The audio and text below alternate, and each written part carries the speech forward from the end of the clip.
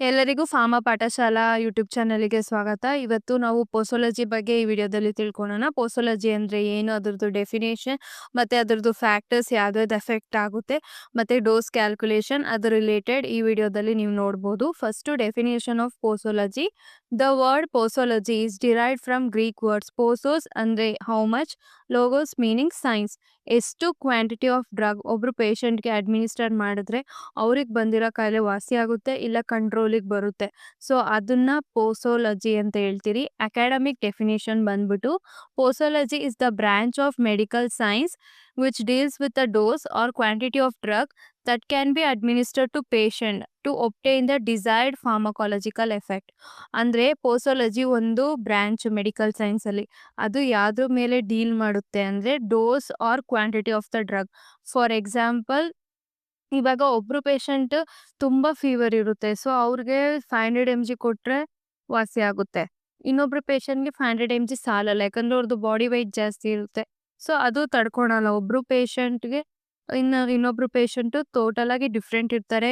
Age ಅಲ್ಲಿ ಇಲ್ಲ body weight ಅಲ್ಲಿ. ಸೊ ಅದನ್ನ ನೋಡ್ಕೊಂಡು ನಾವು ಕೊಡ್ಬೇಕಾಗುತ್ತೆ ಟ್ಯಾಬ್ಲೆಟ್ಸ್ ಆಗ್ಲಿ, ಸಿರಪ್ಸ್ ಆಗ್ಲಿ. ಸೊ ಅದ್ರ ಬಗ್ಗೆ ಸ್ಟಡಿ ಮಾಡೋದೇ ಪೋಸೋಲಜಿ. ಸೊ ಈ ತರ ನೀವು ಪೋಸೋಲಜಿ ಅಂತ ಬಂದಿದ ತಕ್ಷಣ ಪ್ಯಾನಿಕ್ ಆಗ್ಬೇಡ್ರಿ. ಅದು ಯಾವ ಟಾಪಿಕ್ ಅಪ್ಪ ಅಂತ. ಪೋಸೋಸ್ ಅಂದ್ರೆ how much, logos meaning science. So ಇದ್ರ ಬಗ್ಗೆ ತಿಳ್ಕೊಬೇಕು. ಹೌ ಮಚ್ ಅಂದಿದ ತಕ್ಷಣ ಕ್ವಾಂಟಿಟಿ ಜ್ಞಾಪಕ ಬರಬೇಕು. ಸೊ ಕ್ವಾಂಟಿಟಿ ಅಂದ್ರೆ ಎಷ್ಟು ಕ್ವಾಂಟಿಟಿ ಆಫ್ ಡ್ರಗ್ ಅಂದ್ರೆ 500 mgನ 650 mgನ ಅಂತ ನೆಕ್ಸ್ಟ್ ಪಾಯಿಂಟ್ ಜ್ಞಾಪಕ ಬರಬೇಕು. ಸೊ ಈ ತರ ನೀವು ಒಂದೊಂದು ಪಾಯಿಂಟ್‌ನ ಮೆಮೊರೈಸ್ ಮಾಡಿದ್ರೆ, ಅರ್ಥ ಮಾಡ್ಕೊಂಡು ಹೋದ್ರೆ ಬೇಗ ನೆನಪಿರುತ್ತೆ. ಲಾಂಗ್ ಟರ್ಮ್ ವರ್ಗೂ ನಿಮ್ಗೆ ನೆನಪಿರುತ್ತೆ. ಸೊ ವಿಡಿಯೋ ನೆಕ್ಸ್ಟ್ ವಿಡಿಯೋ ಪಾರ್ಟಲ್ಲಿ ನೆಕ್ಸ್ಟ್ ಇನ್ನೇನೇನು ತಿಳ್ಕೊಬೋದು ಅಂತ ನೋಡೋಣ. ನೆಕ್ಸ್ಟ್ ನೋಡೋಣ ಫ್ಯಾಕ್ಟರ್ಸ್ ಅಫೆಕ್ಟಿಂಗ್ ಪೋಸೋಲಜಿ. ಯಾವ್ಯಾವ ಫ್ಯಾಕ್ಟರ್ಸು ಅಫೆಕ್ಟ್ ಆಗುತ್ತೆ ಅಂತ. ಸೊ ಇದನ್ನ ಫಸ್ಟ್ ನೀವು ಮೆಮೊರೈಸ್ ಮಾಡೋಕ್ಕಿಂತ ಮುಂಚೆ ನೀವು ಇಷ್ಟು ದಿನ ಲೈಫಲ್ಲಿ ಯಾವ್ಯಾವ ಥರ ಪೇಷಂಟ್ಸ್‌ನ ನೋಡಿದ್ದೀರಾ. ಕೆಲವರು ಸ್ಮಾಲ್ ಚಿಲ್ಡ್ರನ್ಸ್ ಇರ್ತಾರೆ, ಕೆಲವರು ಎಲ್ಡರ್ಸ್ಲಿ ಇರ್ತಾರೆ, ಕೆಲವರು ಮಿಡಲ್ ಏಜಲ್ಲಿ ಇರ್ತಾರೆ. ಸೊ ಕೆಲವರು ಫೀಮೇಲು, ಕೆಲವರು ಮೇಲು, ನೆಕ್ಸ್ಟ್ ಒಬ್ರು ದಪ್ಪ, ಒಬ್ರು ಸಣ್ಣ, ಒಬ್ರು ಕಾಯಿಲೆ ಯಾವ ಥರ ಕಾಯಿಲೆ ಇರುತ್ತೆ ಅಂತ ನೀವೆಲ್ಲ ನೋಡಿದ್ದೀರಾ. ಒಬ್ರಿಗೊಂದು ಕಾಯಿಲೆ ಇದ್ರೆ ಇನ್ನೊಬ್ರಿಗೆ ಇನ್ನೊಂದು ಕಾಯಿಲೆ ಇರುತ್ತೆ. ಆಮೇಲೆ ಒಬ್ರಿಗೆ ನೀವು ಹಾಸ್ಪಿಟಲ್‌ಗೆ ಹೋಗಿದ ತಕ್ಷಣ ನೋಡ್ಬೋದು. ಒಬ್ರು ಇಂಜೆಕ್ಷನ್ ಕೊಡ್ತಾ ಇರ್ತಾರೆ, ಒಬ್ರು ಗ್ಲೂಕೋಸ್ ಹಾಕ್ಸ್ಕೊತಾ ಇರ್ತಾರೆ. ರೂಟ್ ಆಫ್ ಅಡ್ಮಿನಿಸ್ಟ್ರೇಷನ್ ಬೇರೆ ಇರುತ್ತೆ. ಆಮೇಲೆ ಕೆಲವು ಸತಿ ನೀವು ಹಾಸ್ಪಿಟಲ್ ಅಡ್ಮಿಟ್ ಆದಾಗ ನೋಡಿರ್ಬೋದು. ಕೆಲವರು ಊಟ ತಿನ್ನೋಕ್ಕಿಂತ ಮುಂಚೆ ಮಾತ್ರೆ ನುಂಗ್ತಾ ಇರ್ತಾರೆ. ಊಟ ಆದ್ಮೇಲೆ ಮಾತ್ರೆ ನುಂಗ್ತಾ ಇರ್ತಾರೆ. ಆಮೇಲೆ ಒಬ್ರಿಗೆ 2 ಥರ ಮಾತ್ರೆ ಒಂದೇ ಸತಿ ಕೊಡಲ್ಲ. ಒಂದು ಮಾತ್ರೆ ನುಂಗ್ದಾದ್ಮೇಲೆ ಸ್ವಲ್ಪ ಟೈಮ್ ಇಟ್ಕೊಂಡು ಇನ್ನೊಂದು ಟೈಮ್ ಕುಡಿತಾರೆ. ಸೊ ಇದನ್ನೆಲ್ಲ ನೀವು ಅಬ್ಸರ್ವ್ ಮಾಡಿರ್ತೀರ. ಸೊ ಅಬ್ಸರ್ವ್ ಮಾಡಿರೋದ್ನೇನೆ ಈ ಪಾಯಿಂಟ್ಸಲ್ಲಿ ಇರೋದು. ಯಾವ್ದ್ಯಾವ್ದು ಅಂತ ನೋಡೋಣ. First age. ಒಬ್ರು ಸ್ಮಾಲ್ ಚಿಲ್ಡ್ರನ್ಸ್ ಇರ್ಬೋದು, ಒಬ್ರು ಎಲ್ಡರ್ಲಿ ಪೇಷಂಟ್ ಇರ್ಬೋದು, ಮತ್ತೆ ಸೆಕ್ಸ್. ಒಬ್ರು ಮೇಲ್ ಇರ್ಬೋದು, ಫೀಮೇಲ್ ಇರ್ಬೋದು. ಬಾಡಿ ವೆಯ್ಟ್ ಒಬ್ರು 60 ಕೆಜಿ, ಒಬ್ರು 70 ಕೆಜಿ, ಒಂದು 100 ಕೆಜಿ ಇರ್ಬೋದು. Presence of disease. ಒಬ್ರಿಗೆ ಟಿ.ಬಿ ಇರುತ್ತೆ, ಒಬ್ರಿಗೆ ಕ್ಯಾನ್ಸರ್ ಇರುತ್ತೆ, ಒಬ್ರಿಗೆ ಗ್ಯಾಸ್ಟ್ರಿಕ್ ಇರುತ್ತೆ, ಒಬ್ರಿಗೆ ನಾರ್ಮಲ್ ಕೋಲ್ಡ್ ಇರುತ್ತೆ. ಸೊ ಪ್ರೆಸೆನ್ಸ್ ಆಫ್ ಡಿಸೀಸ್ ಮೇಲೇನು ಡೋಸ್ ಎಫೆಕ್ಟ್ ಆಗುತ್ತೆ. Next route of administration. ಒಬ್ರಿಗೆ ಓರಲ್ ರೂಟ್ ಸಫಿಷಿಯೆಂಟ್ ಇರುತ್ತೆ, ಒಬ್ರಿಗೆ ಇಂಜೆಕ್ಷನ್ ಕೊಡಬೇಕು, ಒಬ್ರಿಗೆ ಬೇರೆ ಥರ ರೂಟ್ ಆಫ್ ಅಡ್ಮಿನಿಸ್ಟ್ರೇಷನ್ ರಿಕ್ವೈರ್ಡ್ ಇರುತ್ತೆ. ಸೊ ಅದು ನೆಕ್ಸ್ಟ್ ಟೈಮ್ ಆಫ್ ಅಡ್ಮಿನಿಸ್ಟ್ರೇಷನ್ ಯಾವ ಟೈಮಲ್ಲಿ ತಗೋಬೇಕು ಅನ್ನೋದೂ ಅಫೆಕ್ಟ್ ಆಗುತ್ತೆ. ಕ್ವಾಂಟಿಟಿ ಆಫ್ ಡೋಸು ಮತ್ತು idiosyncrasy, tolerance, tachyphylaxis, accumulation, antagonism, additive effects, ಸಿನರ್ಜಿಸಮ್ ಇದ್ರದ್ದು ಬಗ್ಗೆ ಎಲ್ಲ ಫುಲ್ಲು ಡೀಟೇಲ್ ಒಂದೊಂದೇ ಸ್ಲೈಡ್ಸಲ್ಲಿ ಡೀಟೇಲ್ ಎಕ್ಸ್‌ಪ್ಲನೇಷನು ಮತ್ತು ವಿತ್ ಎಕ್ಸಾಂಪಲ್ ನಾನು ಎಕ್ಸ್‌ಪ್ಲೇನ್ ಮಾಡ್ತೀನಿ. ಮುಂದೆ ವಿಡಿಯೋದಲ್ಲಿ ನೀವು ನೋಡ್ಬೋದು. ನೆಕ್ಸ್ಟ್ ಬಂದ್ಬಿಟ್ಟು ಏಜ್. ಫಸ್ಟು ಏಜ್ ಅಂದಿದ ತಕ್ಷಣ ನಿಮಗೆ ನೆನಪಾಗುತ್ತೆ. ಒಬ್ರು ಓಲ್ಡ್ ಏಜ್ ಇರ್ತಾರೆ, ಒಬ್ರು ಸ್ಮಾಲ್ ಚಿಲ್ಡ್ರನ್, ಒಂದು ಮಿಡಲ್ ಏಜಲ್ಲಿ ಇರ್ತಾರೆ. ಎಲ್ಲರಿಗೂ ಒಂದೇ ಥರ ಸ್ಟ್ರೆಂತ್ ಇರಲ್ಲ. ಲೈಕ್ ಸ್ಮಾಲ್ ಚಿಲ್ಡ್ರನ್ಸು ಮತ್ತು ಎಲ್ಡರ್ಲಿ ಪೇಷಂಟ್‌ಗೆ ಅವ್ರಿಗೆ ಡೋಸ್ ಕಮ್ಮಿ ಬೇಕಾಗುತ್ತೆ. ಯಾಕಂದರೆ ಅವ್ರಿಗೆ ಅಷ್ಟು ತಡ್ಕೊಳೋಕೆ ಶಕ್ತಿ ಇರಲ್ಲ. ಸೊ ಅದಕ್ಕೋಸ್ಕರ ಬೇಸ್ಡ್ ಆನ್ ದ ಏಜ್ ನಾವು ಕ್ವಾಂಟಿಟಿ ಆಫ್ ಡೋಸ್ ಡಿಸೈಡ್ ಮಾಡಬೇಕು. ಮತ್ತು ಅಷ್ಟೇ ಕ್ವಾಂಟಿಟಿ ಕೊಡಬೇಕು. ಸೊ ದಟ್ ಅವರು ಬೇಗ ರಿಕವರ್ ಆಗಬೇಕು ಅಂದರೆ. So age is one of the factor. Next reason ಯಾಕೆ ಅಂದರೆ ನೋಡೋಣ. ಯಾಕೆ ಎಲ್ಡರ್ಲಿ ಪೇಷಂಟು ಮತ್ತು ಸ್ಮಾಲ್ ಚಿಲ್ಡ್ರನ್ಸ್‌ಗೆ ಕಡಿಮೆ ಡೋಸ್ ಕೊಡಬೇಕು ಅಂದರೆ, ಯಾಕಂದರೆ they are not efficient in drug metabolism and excretion. ಯಾಕಂದರೆ ಅಷ್ಟು ಮೆಟಬಾಲಿಸಮು ಮತ್ತು ಎಕ್ಸ್‌ಕ್ರೀಷನು ಅಷ್ಟು ಸ್ಪೀಡ್ ಇರಲ್ಲ ಅವ್ರಿಗೆ. ಸೊ ಅದಕ್ಕೋಸ್ಕರ ಅವ್ರಿಗೆ ಡ್ರಗ್ ಕೊಡಬೇಕು ಅಂದರೆ ಹೈ ಡೋಸ್ ಕೊಡಬಾರ್ದು. ಸ್ವಲ್ಪ ನಾರ್ಮಲ್ ಡೋಸ್ ಕೊಡಬೇಕು. ಅದು ಏಜು. ನೆಕ್ಸ್ಟು ಸೆಕ್ಸ್ ಬಂದ್ಬಿಟ್ಟು ಮೇಲು, ಫೀಮೇಲು ಡಿಫರೆಂಟ್ ಎಫೆಕ್ಟ್ ತೋರಿಸುತ್ತೆ. ಯಾಕಂದ್ರೆ ಸಮ್ ಡ್ರಗ್ಸ್ ಮೇಲ್ ಮೇಲೆ ಜಾಸ್ತಿ ಬೇಗ ಆಕ್ಷನ್ ತೋರಿಸುತ್ತೆ ಕಂಪೇರ್ ಟು ಫೀಮೇಲ್. ಸೊ, ನಾವು ಯಾರಿಗೆ ಡ್ರಗ್ಗು ಪ್ರಿಸ್ಕ್ರೈಬ್ ಮಾಡ್ತಿದ್ದೀರಿ ಅಂತ ಕರೆಕ್ಟಾಗಿ ನೋಡಿ ಕೊಡಬೇಕು. ಮಾರ್ಫಿನ್ ಫಾರ್ ಎಕ್ಸಾಂಪಲ್ ಯಾಕೆ ಅಂದರೆ morphine barbiturate causes more excitement before sedation in women than men. ಯಾಕಂದ್ರೆ ಮಾರ್ಫಿನು ಬಾರ್ಬಿಚುರೇಟ್ ಜಾಸ್ತಿ ಕಾಸ್ ಆಗುತ್ತೆ excitation in women compared to men. So, ನಾವು ಡ್ರಗ್ ಕೊಡಬೇಕಾದ್ರೆ ಹುಷಾರಾಗೆ ಕೊಡಬೇಕು ಬೇಸ್ಡ್ ಆನ್ ದೇರ್ ಜೆಂಡರ್. ಅದಾದ್ಮೇಲೆ ಕೆಲವು ಫೀಮೇಲ್ಸು ಮೆನ್ಸ್ಟ್ರುಯೇಷನ್ ಇರ್ತಾರೆ ಮತ್ತೆ ಪ್ರೆಗ್ನೆನ್ಸಿ, ಲ್ಯಾಕ್ಟೇಷನ್ ಇರ್ತಾರೆ. ಆ ಟೈಮಲ್ಲಿ ಕೆಲವು ಡ್ರಗ್ಸ್ ಪ್ರಿಸ್ಕ್ರೈಬ್ ಮಾಡ್ಬೋದು. ಅದು ಸೀರಿಯಸ್ ಎಫೆಕ್ಟ್ ಕಾಸ್ ಆಗುತ್ತೆ. ಸೊ, ಇದೆಲ್ಲ ನೆನ್ಪಿಟ್ಕೋಬೇಕು. ಇದೆಲ್ಲ ಫ್ಯಾಕ್ಟರ್ಸು ಅಫೆಕ್ಟ್ ಆಗುತ್ತೆ ಅನ್ನೋದು ನೆನ್ಪಿಟ್ಕೊಂಡು ಅದ್ರ ಬೇಸಿಸ್ ಮೇಲೆ quantity of the dose decide ಮಾಡಬೇಕು. ನೆಕ್ಸ್ಟ್ ಪಾಯಿಂಟ್ಸ್ ನೆಕ್ಸ್ಟ್ ವಿಡಿಯೋದಲ್ಲಿ ನೆಕ್ಸ್ಟ್ ಸ್ಲೈಡ್ಸಲ್ಲಿ ಎಕ್ಸ್‌ಪ್ಲೇನ್ ಮಾಡ್ತೀನಿ ನೋಡೋಣ.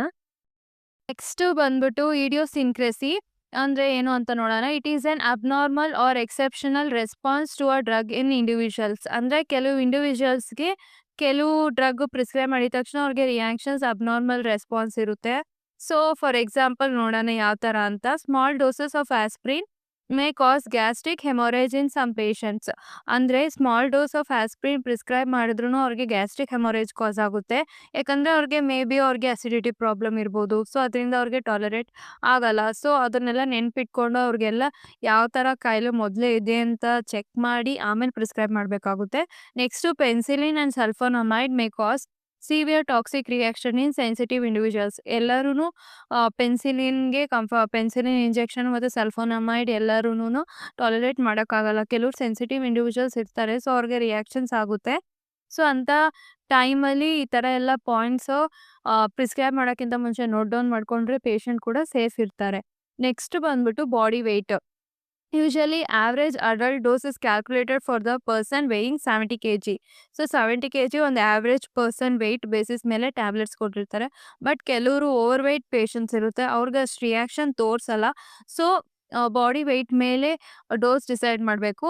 For example in obese or lean patient dose should be calculated on body weight basis. ಯಾಕಂದರೆ ಲೀನ್ ಪೇಷಂಟ್ಗೆ ಸ್ವಲ್ಪ ಕಡಿಮೆ ಡೋಸೇಜ್ ಬೇಕು. ನೆಕ್ಸ್ಟು ಓವರ್ ವೆಯ್ಟ್ ಇರೋರಿಗೆ ಸ್ವಲ್ಪ ಜಾಸ್ತಿ ಡೋಸೇಜ್ ಬೇಕು. ಸೊ, ಅಂಥ ಪೇಷಂಟ್ ಏನಾದರೂ ಬಂತು ಅಂದರೆ ಅವ್ರದ್ದು ಬಾಡಿ ವೆಯ್ಟ್ ಮೇಲೆ ಕ್ಯಾಲ್ಕುಲೇಟ್ ಮಾಡಿ ಡೋಸ್ ಕೊಡಬೇಕಾಗುತ್ತೆ. Next paediatric dose often calculated as mg/kg. Next ಅವ್ರದ್ದು ಡೋಸ್ ಬಂದ್ಬಿಟ್ಟು ಎಷ್ಟು kg ಇದೆ ಅದ್ರ ಬೇಸಿಸ್ ಮೇಲೆ ಅವ್ರಿಗೆ number of mg of dose of drug ಕೊಡಬೇಕಾಗುತ್ತೆ. So, body weight and idiosyncrasy is one of the other factor which is important during deciding the quantity of the drug. Next route of administration is one of the major factor. ಯಾಕಂದರೆ ನೀವು ನೋಡಿರ್ಬೋದು ಇವಾಗ tablet ಮತ್ತು ಇಂಜೆಕ್ಷನ್ಸಲ್ಲಿ difference ನಿಮ್ಗಾಗಲೇ ಸ್ವಲ್ಪ idea ಇರುತ್ತೆ. ಯಾಕಂದರೆ ಇವಾಗ tablets ಕೊಟ್ಟರೆ ಅದು ಬೇಗ ಆ್ಯಕ್ಷನ್ ತೋರಿಸಲ್ಲ. ಯಾಕಂದರೆ ಅದು ಫಸ್ಟು ಸ್ಟೊಮಕ್ ಹೋಗಿ ಆಮೇಲೆ ಆ್ಯಕ್ಷನ್ ತೋರಿಸೋದು. ಬಟ್ ಆಮೇಲೆ ಬ್ಲಡ್ಗೆ ಹೋಗಬೇಕು, ಅಷ್ಟು ಟೈಮ್ ತೊಗೊಳುತ್ತೆ. ಬಟ್ ಆ್ಯಸ್ ಎ ಇಂಜೆಕ್ಷನ್ ಅದು ಡೈರೆಕ್ಟ್ ಬ್ಲಡ್ಗೆ ಹೋಗುತ್ತೆ. ಸೊ, ಬೇಗ ಆ್ಯಕ್ಷನ್ ತೋರಿಸುತ್ತೆ. ಸೊ, ಅಂಥ ಟೈಮಲ್ಲಿ route of administration very important. For example intravenous dose usually smaller than oral doses. ಯಾಕಂದರೆ ಅದು ಡೈರೆಕ್ಟ್ ಬ್ಲಡ್ ಸರ್ಕ್ಯುಲೇಷನ್ಗೆ ಹೋಗುತ್ತೆ. ಸೊ, ಅದಕ್ಕೆ ಓರಲ್ ಡೋಸ್ಗಿಂತ compared to intravenous small dose ಕೊಡಬೇಕು. IV route may increase toxicity. ಯಾಕಂದರೆ ನೀವು ಇವಾಗ ಜಾಸ್ತಿ ಡೋಸ್ ಇವಾಗ ಓರಲ್ 650 mg ಕೊಡ್ತೀವಿ ಅಂದರೆ ಇಂಜೆಕ್ಷನ್ ತೊಗೊಂಡೋಗಿ 650 mg ಕೊಡೋಕ್ಕಾಗಲ್ಲ. ಯಾಕಂದರೆ 650 mg ಓರಲ್ ಡೋಸ್ ಅದರಲ್ಲಿ ಹೊಟ್ಟೊಳಗಡೆ ಹೋಗಿ ಅದು ಬ್ಲಡ್ಗೆ ಹೋಗೋ ಅಷ್ಟೊತ್ತಿಗೆ ಅದು ಕಮ್ಮಿ ಡೋಸ್ ಆಗೇ ಆಗಿರುತ್ತೆ. ಬಟ್ ಇದು ಡೈರೆಕ್ಟ್ ಬ್ಲಡ್ಗೆ ಹೋಗೋದ್ರಿಂದ ಜಾಸ್ತಿ ಡೋಸಿಂದ ಟಾಕ್ಸಿಸಿಟಿ ಕಾಸ್ ಆಗುತ್ತೆ. So, effectiveness of the drug depend on the route used. So, route ಮೇಲೇನೂ ಡಿಪೆಂಡ್ ಆಗುತ್ತೆ. ಆಮೇಲೆ ಇನ್ಹೇಲರ್ಸ್ ತೊಗೊಂಡೋಗೋದು ಡೈರೆಕ್ಟ್ ಲಂಗ್ಸ್ ಹೋಗುತ್ತೆ. ಅಂಥ ಟೈಮಲ್ಲೆಲ್ಲ ಸ್ವಲ್ಪ ಡೋಸ್ ಕ್ಯಾಲ್ಕುಲೇಷನ್ ಪ್ರಾಪರಾಗಿ ಮಾಡಬೇಕು. ಯಾಕಂದರೆ smaller dose is very effective. Next ಬಂದ್ಬಿಟ್ಟು ಟೈಮ್ ಆಫ್ ಅಡ್ಮಿನಿಸ್ಟ್ರೇಷನ್. ಯಾವ ಟೈಮಲ್ಲಿ ಕೊಡ್ತಿದ್ದೀರಾ ಅನ್ನೋದು ವೆರಿ ಇಂಪಾರ್ಟೆಂಟ್. ಯಾಕಂದರೆ ಫುಡ್ ಜೊತೆ ಕೆಲವು ಡ್ರಗ್ ಕೊಡಬೇಕಾಗುತ್ತೆ. ಕೆಲವುದು ಆಫ್ಟರ್ ಫುಡ್ ಇಲ್ಲ ಬಿಫೋರ್ ಫುಡ್ ಖಾಲಿ ಹೊಟ್ಟೆಲಿ ಕೊಡಬೇಕಾಗುತ್ತೆ. So, presence of food in stomach can delay drug absorption. ಕೆಲವು ಡ್ರಗ್ಗು ಫುಡ್ ಇದ್ದರೆ ಅಬ್ಸಾರ್ಪ್ಷನ್ ಆಗಲ್ಲ, ಕೆಲವು ಆಗ್ತವೆ. ಸೊ, ಅದನ್ನು ಮೈಂಡಲ್ಲಿ ಇಟ್ಕೊಂಡು ಯಾವ್ಯಾವ ಟೈಮ್ಗೆ ಕೊಡಬೇಕು ಅನ್ನೋದನ್ನ ನೀಟಾಗಿ ಪ್ರಿಸ್ಕ್ರೈಬ್ ಮಾಡಬೇಕು. Next example drugs are absorb faster on empty stomach. Empty ಸ್ಟೊಮಕಲ್ಲಿ ಫಾಸ್ಟರ್ ಅಬ್ಸರ್ವ್ ಆಗುತ್ತೆ. ಯಾಕಂದರೆ ಫುಡ್ ಇರಲ್ಲ ಅದ್ರದ್ದು ಏನಾದರೂ ಇಂಟರಾಕ್ಷನ್ ಕಾಸ್ ಮಾಡೋಕ್ಕೆ. ಸೊ, ಫಾಸ್ಟರ್ ಅಬ್ಸರ್ವ್ ಆಗುತ್ತೆ. Iron, arsenic, cod liver oil give given after meal ಆದ್ಮೇಲೆ ಕೊಡೋದು. Next antacids taken before meals. ಯಾಕಂದ್ರೆ ಗ್ಯಾಸ್ಟ್ರಿಕ್ ಆಸಿಡ್ ಸೆಕ್ರೇಟ್ ಆಗಿರುತ್ತೆ ಊಟಕ್ಕಿಂತ ಮುಂಚೆ ಜಾಸ್ತಿ. ಸೊ ಅದನ್ನ ಕೆಲವ್ರಿಗೆ ಅಸಿಡಿಟಿ ಪ್ರಾಬ್ಲಮ್ ಇರೋರ್ಗೆ ಏನಾಗುತ್ತೆ ಅಂದ್ರೆ ಗ್ಯಾಸ್ಟ್ರಿಕ್ ಆಸಿಡ್ ಜಾಸ್ತಿ ಸೆಕ್ರೇಟ್ ಆಗಿರುತ್ತೆ. ಸೊ ಆಂಟಾಸಿಡ್ ಕೊಟ್ಟಾಗ ಆಸಿಡ್ ಕಮ್ಮಿ ಆಗುತ್ತೆ. ಸೊ ಅವ್ರು ಊಟ ತಿಂದಾಗ ಹೊಟ್ಟೆ ಉರಿ ಉರಿ ಅನ್ಸಲ್ಲ. ಸೊ ಇದೆಲ್ಲ ಪಾಯಿಂಟ್ಸ್ ನೋಟ್ ಡೌನ್ ಮಾಡಿ ಯಾವ ಟೈಮಲ್ಲಿ ಕೊಡಬೇಕು ಅಂತ ಮೆನ್ಷನ್ ಮಾಡಿರಬೇಕು ಪೇಷಂಟ್ಸ್ಗೆ ಪ್ರಿಸ್ಕ್ರೈಬ್ ಮಾಡುವಾಗ. Next presence of disease. ಇವಾಗ ಪ್ರೆಸೆನ್ಸ್ ಆಫ್ ಡಿಸೀಸ್ ಹೆಂಗೆ ಎಫೆಕ್ಟ್ ಆಗುತ್ತೆ ಅಂತ ನೋಡೋಣ. ಇದಕ್ಕಿಂತ ಮುಂಚೆ ಒಂದು ಬೇಸಿಕ್ ಮೆಟಬಾಲಿಸಮ್ ಯಾಕೆ ಇಂಪಾರ್ಟೆಂಟು ಅಂತ ನಿಮಗೆ ಸ್ವಲ್ಪ ನಾಲೆಡ್ಜ್ ನಾನು ಕೊಡ್ತೀನಿ. ಯಾಕಂದರೆ ಇನ್ನು ನಿಮಗೆ ಫಾರ್ಮಕಾಲಜಿ ಚಾಪ್ಟರ್ ಇಂಟ್ರೊಡ್ಯೂಸ್ ಆಗಿರಲ್ಲ ಸೆಮ್ 1 ಸ್ಟೂಡೆಂಟ್ಸ್ಗೆ. ಸೊ ಮೆಟಬಾಲಿಸಮ್ ಯಾಕೆ ಇಂಪಾರ್ಟೆಂಟ್ ಅಂದರೆ ನೀವು ಇವಾಗ ಒಂದು ಟ್ಯಾಬ್ಲೆಟ್ ನುಂಗ್ತೀರಾ, ಪ್ಯಾರಾಸಿಟಮಲ್ ನುಂಗ್ತೀರಾ.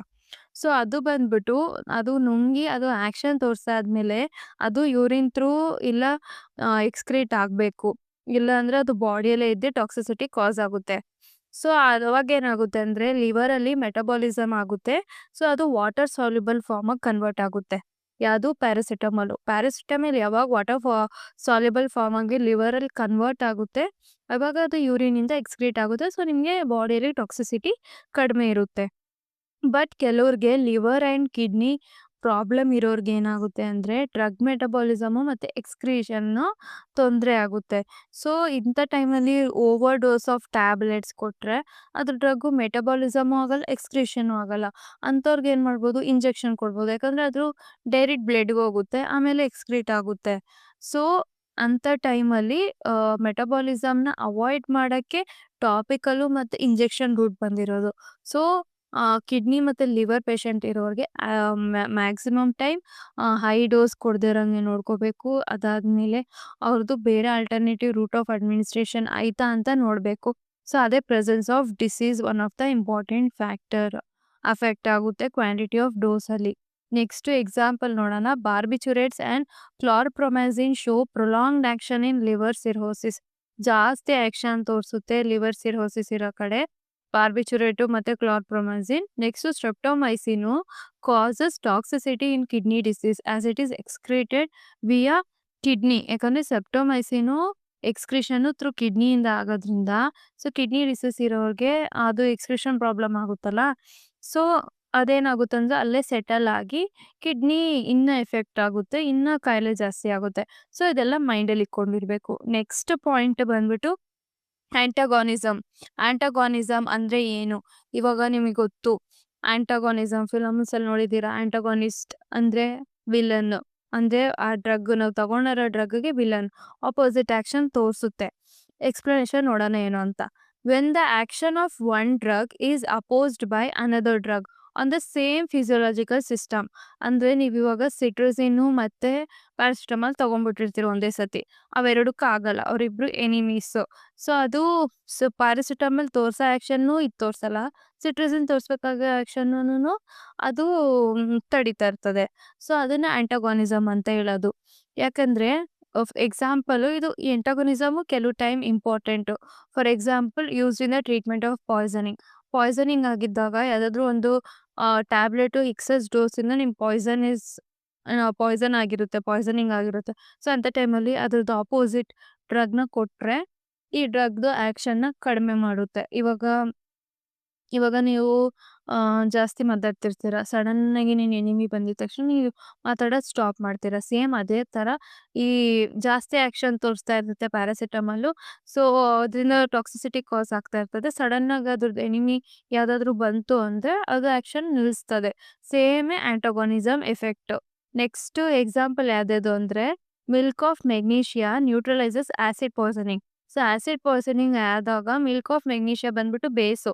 ಸೊ ಅದನ್ನು ಕೊಟ್ಟಾಗ ಬೇಸ್ ಏನಾಗುತ್ತೆ, ಆ್ಯಸಿಡ್ನ ನ್ಯೂಟ್ರಲೈಸ್ ಮಾಡಿ ಪಾಯ್ಸನ್ ಎಫೆಕ್ಟ್ನ ಕಮ್ಮಿ ಮಾಡುತ್ತೆ. Next adrenaline vasoconstrictor and acetylcholine vasodilator neutralises each other. ಇವೆರಡು ಒಟ್ಟಿಗೆ ಕೊಡಬಾರ್ದು, ಯಾಕಂದರೆ ಒಂದರ ಎಫೆಕ್ಟ್ನ ಇನ್ನೊಂದು ಅಪೋಸ್ ಮಾಡುತ್ತೆ. ಸೊ ಎರಡೂ ಕೊಟ್ಟರು ಎರಡು ಮಾತ್ರ ಏನು ಉಪಯೋಗಕ್ಕೆ ಬರಲ್ಲ.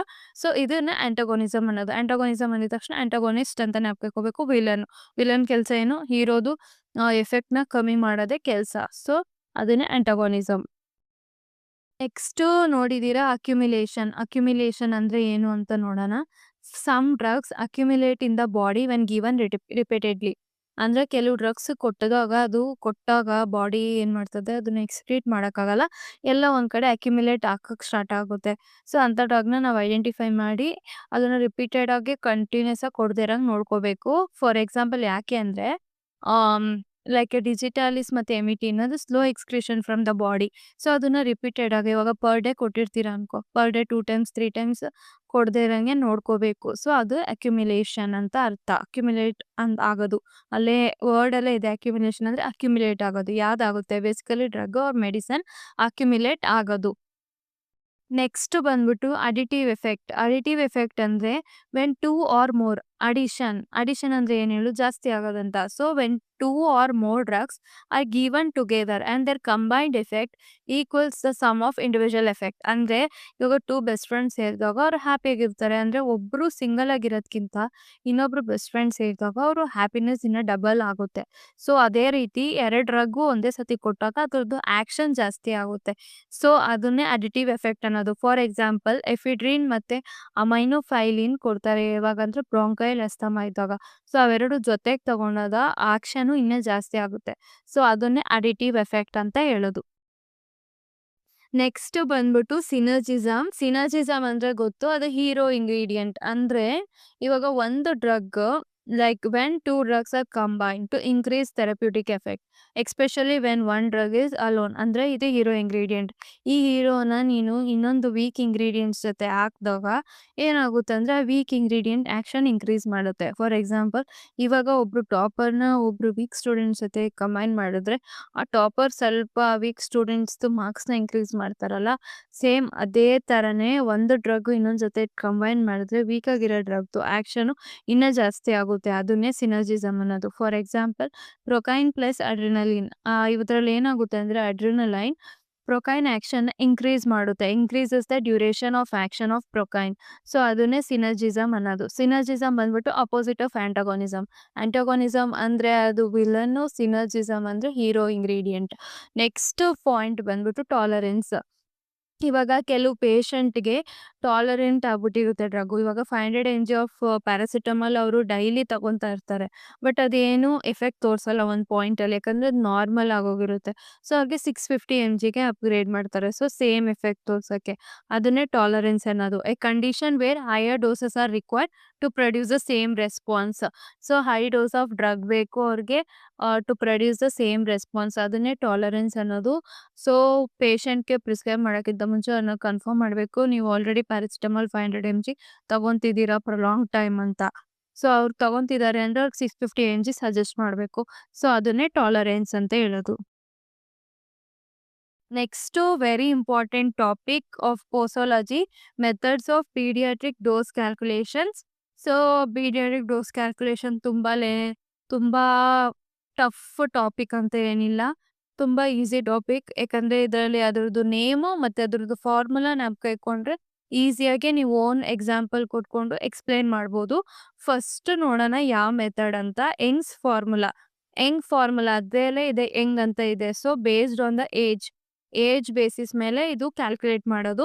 ಸೊ ಅದ್ರದ್ದು ಫಾರ್ಮುಲಾ ನೋಡೋಣ. Child dose is equal to age ಅಂದ್ರೆ ಎಷ್ಟು ವರ್ಷ ಅವ್ರಿಗೆ. Next by age plus 12 into adult dose.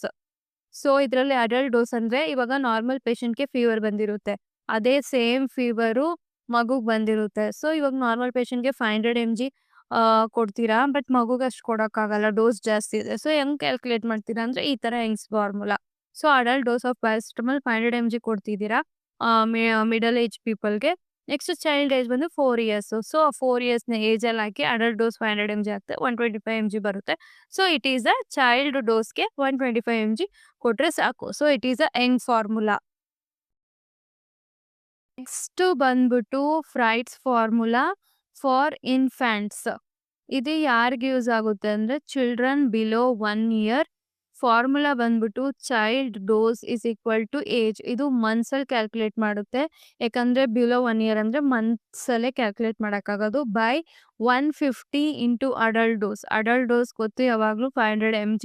So for example adult dose 500 mg. Infant age ಬಂದ್ಬಿಟ್ಟು 6 ಮಂತ್ಸ್ 7 ಮಂತ್ಸ್ 8 ಮಂತ್ಸ್ ಇರ್ಬೋದು. ಸೊ ಅದನ್ನ ಏಜ್ ಪ್ಲೇಸಲ್ಲಿ ಹಾಕಿ ಕ್ಯಾಲ್ಕುಲೇಟ್ ಮಾಡಿದ್ರೆ 20 mg. So 20 mg of drug ಆ ಮಗು ಕೊಟ್ರೆ ಸಾಕು, ಅವ್ರದ್ದು ಏನಿದೆ ಕಾಯಿಲೆ ಅದು ವಾಸಿ ಆಗುತ್ತೆ. ಸೊ ಇದೇನೆ Fried's formula for infants. Next ಬಂದ್ಬಿಟ್ಟು ಥರ್ಡ್ ಮೆಥಡ್ ಬಂದ್ಬಿಟ್ಟು Clark's formula which is based on the body weight. Body weight ತುಂಬಾ important for the obese and the lean patient ಅಂತ ನಾವು ನೋಡಿದ್ದೀರಿ ಫ್ಯಾಕ್ಟರ್ಸ್ ಅಫೆಕ್ಟಿಂಗ್ ಅಲ್ಲಿ. ಸೇಮ್ ಅದೇ ತರ formula. Child dose is equal to weight divided by 70 into adult dose. Into adult dose ಯಾವಾಗಲೂ same ಇರುತ್ತೆ 500 mg. So adult dose is equal to 500 mg. Child's weight R ಯಾರ್ದಾದ್ರೂ ಎಷ್ಟೇ weight ಇರಲಿ, 15 ಇರಲಿ 20 ಇರಲಿ, ಅದನ್ನ ಅಲ್ಲಿ ವೆಯ್ಟ್ ಹಾಕೋಣ. Next 14 divided by 70 into 500 100 mg. So 100 mg is sufficient for 14 kg of child. So ಇದೇ ಕ್ಲಬ್ಸ್ ಫಾರ್ಮುಲಾ. ಕ್ಲಬ್ಸ್ ಫಾರ್ಮುಲಾ ಅಂದ್ರೆ based on the C for child weight. So based on the body weight. Next weight based dose. ಇದು similar to Clark's formula. ಇದರದ್ದು formula ನೋಡೋಣ. Dose is equal to mg or kg into body weight. So prescribe dose ಎಷ್ಟಿದೆ? 10 mg per kg ಇದೆ. ಇಷ್ಟು dose ಮಾತ್ರ prescribe ಮಾಡೋಕ್ಕಾಗುತ್ತೆ ಅಂತ doctor ಹೇಳ್ತಾರೆ. 10 mg ಮಾತ್ರ ಪ್ರಿಸ್ಕ್ರೈಬ್ ಮಾಡ್ಬೋದು ಅಂತ ಹೇಳ್ತಾರೆ. ಸೊ ಅದು ಬಾಡಿ ವೆಯ್ಟ್ ಮೇಲೆ ಎಷ್ಟು ಕ್ಯಾಲ್ಕುಲೇಟ್ ಮಾಡ್ತೀರಿ ಅಂತ ನೋಡೋಣ. 12 ಇಂಟು 12 kg ಇರುತ್ತೆ ಚೈಲ್ಡ್ ವೆಯ್ಟು, ಇಂಟು ಪ್ರಿಸ್ಕ್ರೈಬ್ ಮಾಡಿರೋದು 10 mg per kg. So total ಆಗಿ 120 mg ಪ್ರಿಸ್ಕ್ರೈಬ್ ಮಾಡಿದ್ರೆ ಆ ಪರ್ಸನ್ದು ಬಾಡಿ ವೆಯ್ಟ್ ಪ್ರಕಾರ ಆಕ್ಷನ್ ತೋರಿಸುತ್ತೆ ಅಂತ ಇದರಲ್ಲಿ ನಾವು ನೋಡ್ಬೋದು. ಸೊ ಅದೇ ವೆಯ್ಟ್ಸ್ ಬೇಸ್ಡ್ ಡೋಸ್.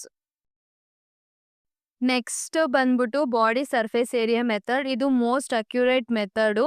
ಇದ್ರದ್ದು ಫಾರ್ಮುಲಾ ಬಂದ್ಬಿಟ್ಟು child dose is equal to child body surface area that is metre square by 1.73 into adult dose. ಇದು formula of the BSA method. Next ಇದ್ರದ್ದು ಎಕ್ಸಾಂಪಲ್ ಏನು ಅಂದರೆ adult dose is equal to 500 mg.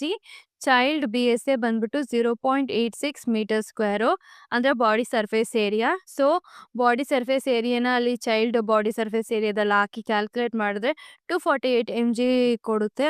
Nearly 250 mg of dose ಕೊಡಬೇಕಾಗುತ್ತೆ. So ಅದೇ body surface area method. Sociology chapter ಇಲ್ಲಿಗೆ complete ಆಗ್ತಿದೆ. ಈ ವಿಡಿಯೋದಲ್ಲಿ ತೋರಿಸಿರೋ ಅಷ್ಟು ಟಾಪಿಕ್ಕು ಓದ್ಕೊಂಡ್ರೆ ಸಾಕು. ನೆಕ್ಸ್ಟ್ ಆ ಟಾಪಿಕ್ ಪ್ರಕಾರ ನಾನು ಸಿಂಪಲ್ ಆಗಿ ಎಕ್ಸ್ಪ್ಲೇನ್ ಮಾಡಿದ್ದೀನಿ. ಅಷ್ಟಷ್ಟು ಪಾಯಿಂಟ್ನ ನೆನ್ಪಿಟ್ಕೊಂಡು ಅದನ್ನು ಅರ್ಥ ಮಾಡ್ಕೊಂಡು ಓದಿದ್ರೆ ಸಾಕು. ಮತ್ತು ಯೂನಿಟ್ 1 ರಿಲೇಟೆಡ್ ಎಲ್ಲ ಟಾಪಿಕ್ಕು ಫಾರ್ಮಾ ಪಾಠಶಾಲಾದಲ್ಲಿ ಅಪ್ಲೋಡ್ ಆಗಿದೆ. ಅದ್ರ ಜೊತೆಗೆ ಇಂಪಾರ್ಟೆಂಟ್ ಕ್ವಶನ್ ಅಪ್ಲೋಡ್ ಮಾಡ್ತೀನಿ ಫಾರ್ಮಾ ಪಾಠಶಾಲಾದಲ್ಲಿ. ಸೊ ಆ ಇಂಪಾರ್ಟೆಂಟ್ ಕ್ವಶನ್ನ ನೋಟ್ ಡೌನ್ ಮಾಡಿಕೊಂಡು ಅದನ್ನು ಎಕ್ಸಾಮ್ಸ್ಗೆ ಅದನ್ನು ಓದ್ಕೊಂಡ್ರೆ ಸಾಕು. ನೆಕ್ಸ್ಟ್ ಬಂದ್ಬಿಟ್ಟು GPAT ಇಂಪಾರ್ಟೆಂಟ್ MCQs ಪ್ರತಿಯೊಂದು ಚಾಪ್ಟರ್ಸ್ದು ಅಪ್ಲೋಡ್ ಆಗುತ್ತೆ. ಅದನ್ನು ದಯವಿಟ್ಟು ನೋಡಿ. Please like, share and subscribes. Thank you.